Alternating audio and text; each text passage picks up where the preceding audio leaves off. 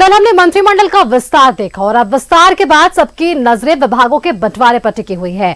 माना जा रहा है कि मंत्रियों के बीच आज विभागों का बंटवारा कर दिया जाएगा। वहीं प्रोजेक्ट भवन में 3 बजे से कैबिनेट की बैठक है। कैबिनेट विस्तार के बाद ये पहली कैबिनेट बैठक है और बैठक में कई अहम प्रस्तावों पर मुहर लगने की भी संभावना है।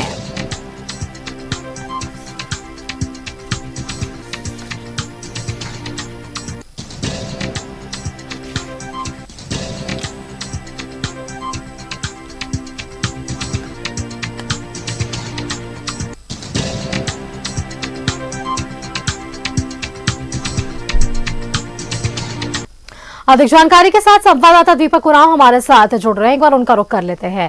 दीपक, कैबिनेट विस्तार हुआ, अब विभागों का बंटवारा होगा और इसके बाद अब सबके निगाह इस पर टिकी है कि जब आज 3 बजे प्रोजेक्ट भवन में कैबिनेट की बैठक होगी तो वो कौन से महत्वपूर्ण प्रस्ताव होंगे जिन पर मुहर लगेगी। क्योंकि पिछले दिनों आप ये देखिए, झारखंड आंदोलनकारियों को बड़ी सौगात दे दी गई। इसके साथ ही झारखंड हाईकोर्ट में रिक्त पदों को भरने के निर्देश आदेश दे दिए गए हैं। 2 महीने में वहां पर रिपोर्ट मांगी गई है। जो एसएससी सीजीएल का हमने देखा, रिजल्ट जारी हो गया है।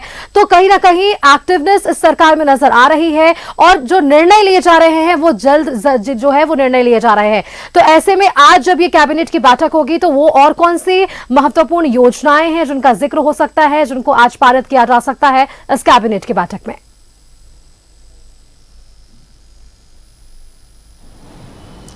जी बिल्कुल, हेमंत सोरेन सरकार के मंत्रिमंडल का विस्तार हुआ और मंत्रिमंडल का विस्तार के ठीक बाद जो है कह सकते हैं कि कैबिनेट की बैठक भी जो है आज बुलाई गई है। तो आप देखें कि हेमंत सोरेन जो है राज्य का बागडोर संभालने के बाद ही जो है वो एक्शन मोड पर नजर आ रहे हैं।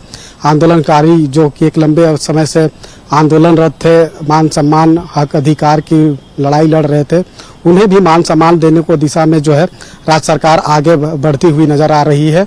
और कई आंदोलनकारियों को जो है वो पेंशन की सुविधा देने की बात कर रहे हैं, मान सम्मान देने की बात कर रहे हैं। तो इससे संबंधित जो प्रस्ताव है, हो सकता है कि आज की कैबिनेट की बैठक में मंजूरी जो है वो दी जा सकती है। इसके अलावा भी कई महत्वपूर्ण जो राज्य सरकार का जो कह सकते हैं कि उनकी एक मंथन है, जो चाहती है कि धरातल पे उतारा जाए, तो ऐसे योजनाओं को जो है कैबिनेट से पास जो है वो करने का काम राज्य सरकार करेगी। लेकिन आप देखें कि जैसे ही झारखंड का बागडोर जैसे ही हेमंत सोरेन मुख्यमंत्री के तौर पे संभाला, उसके बाद से ही जो है वो एक्शन मोड पे वो नजर आ रहे हैं। हालांकि अभी तक जो मंत्री 11 मंत्री जो पद और गोपनीयता का शपथ लिए हैं, मंत्री बने हैं, उन्हें अभी तक विभागों की जिम्मेदारी जो है नहीं दी गई है। लेकिन कैबिनेट की बैठक जो है बुलाई गई है, तो संभवतः बहुत जल्द जो है वो विभागों की जो बंटवारा है वो भी जो है मंत्रियों के दी जाएगी, मंत्रियों को इसकी जिम्मेदारी दी जाएगी। और आने वाले समय में 9 से 12 तारीख तक जो है वो विशेष सत्र भी जो है विधानसभा का आहूत की गई है और उस विशेष सत्र में जो विधायक चुनकर आए हैं उन्हें शपथ दिलाया जाएगा। इसके उपरांत जो है अनुपूरक बजट भी जो है वो पेश किया जाएगा और उस पर चर्चा के उपरांत जो है पास किया जाएगा। चूंकि कई महत्वाकांक्षी योजना, खासतौर पे महिला के लिए जो है मैया सम्मान योजना जो चलाई जा रही है, 2500 रुपया प्रत्येक माह जो है मैया के अकाउंट में, महिलाओं के अकाउंट में जो है इसी माह से दिया जाना है। तो उसके लिए पैसे की जरूरत है, तो लिहाजा अनुपूरक बजट जो है वो खासतौर पे विधानसभा के पटल पर जो है लाया जाएगा और उस चर्चा के उपरांत पास किया जाएगा। तो कई ऐसे महत्वाकांक्षी योजना जो धरातल पे चल रही है, उतार दी गई है, उसे सुचारू रूप से आगे लेके जाना है। कई योजनाओं को धरातल पर उतारा जाना है। तो इससे संबंधित तो कई जो महत्वपूर्ण प्रस्ताव है वो सदन से पास कराया जाएगा। देखिए, जैसे ही आज कैबिनेट की बैठक होगी, जब प्रस्तावों पर मुहर लगेगी और कुछ प्रस्ताव जब पारित होंगे, तो अब बड़ी और अगली कदम होगी सरकार की उन योजनाओं को, उन जो निर्णय हैं उन्हें धरातल पर उतारना, लोगों तक ऐसे आसानी से पहुंचाना। अब ऐसे में आप ये देखिए, कैबिनेट का विस्तार तो जरूर हुआ, लेकिन जरूर ये कल बातें कही जा रही थी कि देर शाम तक विभागों का बंटवारा भी हो जाएगा। लेकिन अब तक फिलहाल उस पर कुछ अपडेट निकलकर सामने नहीं आ रही है। हालांकि कांग्रेस के में से ये जरूर जानकारियां हैं कि जो विभाग पहले कांग्रेस के खाते में था उन्हीं विभागों को वहां दिया जाएगा। भले ही मंत्रियों में फेरबदल वहां पर हो सकता है, यानी कि जो विभाग पहले जो मंत्री के पास थे उन्हें बदलकर दूसरे विभाग को दिया जा सकता है। तो विभागों का बंटवारा भी जल्द होना जरूरी है, क्योंकि इन योजनाओं को लोगों तक पहुंचाना है तो विभागों का बंटवारा होना होगा और यहां जिम्मेदारियां बांटनी होगी।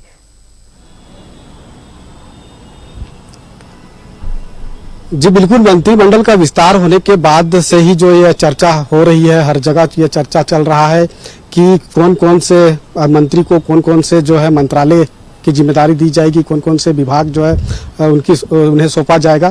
तो इसको लेकर चर्चा जो है वो चल रही है, लेकिन ये चीज़ें साफ तौर पे निकलकर सामने आ रही है कि 2019 से 2024 तक जब हेमंत सोरेन के नेतृत्व में जो सरकार चली और मंत्रालय जो है दलगत आधार पे जो दिया गया था, कांग्रेस को जो मंत्रालय मिला था, कांग्रेस को इस बार भी जो है वही सब मंत्रालय जो है वो मिलने के जो चर्चा है वो चल रही है। लेकिन जब मंत्रालय का जब दिया जाएगा मंत्रियों को तभी तमाम चीजें स्पष्ट होगी। लेकिन इतना जरूर है कि ये बात चर्चा का विषय बना हुआ है कि 2019 से 24 तक में जो सरकार चली और कांग्रेस कोटे को जो मंत्रालय मिला था वही मंत्रालय जो है इस बार जो 4 विधायक को जो मंत्री बनाया गया है उन्हें दिया जाएगा। हो सकता है फेरबदल हो सकता है, जो पहले जिन्हें स्वास्थ्य विभाग दिया गया था वो तो चुनाव हार गए, तो उसके जगह पर किसी दूसरे मंत्री को जो है उसकी जिम्मेदारी दी जा सकती है। दीपिका पांडे जो पहले मंत्री थे और इस बार भी जब मंत्री बनाया गया है तो उन्हें जो पहले जो विभाग दिया गया था हो सकता है इस बार दूसरे विभाग को दिया जा सकता है। इरफान अंसारी जो ग्रामीण विकास मंत्री थे पिछले सरकार में, तो हो सकता है कि इस बार ग्रामीण विकास मंत्रालय की जगह कोई दूसरे मंत्रालय उन्हें दिया जा सकता है। तो ये सब चीजें हैं, लेकिन इतना जरूर है कि मंत्रालय का जो बंटवारा होगा वो तमाम चीजों को ध्यान में रखते हुए, चूंकि विशेषाधिकार जो है वो मुख्यमंत्री के पास होता है, तो मुख्यमंत्री किनको कौन से मंत्री को कौन कौन से विभाग की जिम्मेदारी देते हैं वो देखना होगा। फिलहाल इसके लिए तो इंतजार करना होगा, लेकिन इतना जरूर है कि कांग्रेस कोटे के जो 4 मंत्री बने हैं उन्हें वही मंत्रालय मिलेंगे जो पिछले बार 2019 से 24 तक जो मंत्री का जो मंत्रालय मिला था। तो इस बार देखना होगा क्या कुछ फेरबदल होता है और क्या कुछ मंत्रालय मिलता है। लेकिन इन सब के बीच खास तौर पर राज्य सरकार का विशेष फोकस है रोजी रोजगार पर। तो रोजी रोजगार तलाशने की जो कोशिश है वो की जाएगी, अलग अलग सेक्टर के जरिए लोगों को, युवाओं को जो है रोजगार देने की जो कोशिश है वो होगी।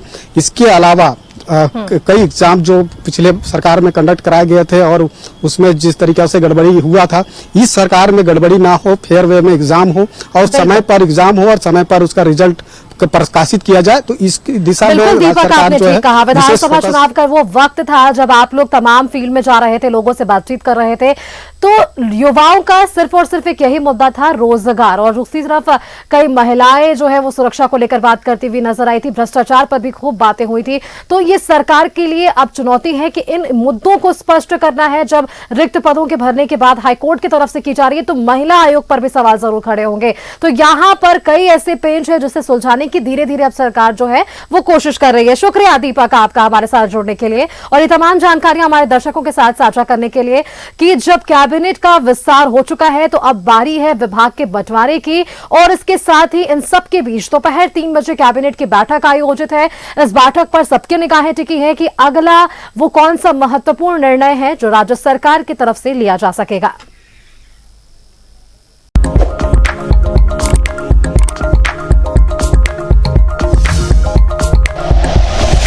Like and share videos, subscribe करें हमारा चैनल और प्रेस करें बेल आइकॉन। न्यूज़ 11 भारत, सच है तो दिखेगा।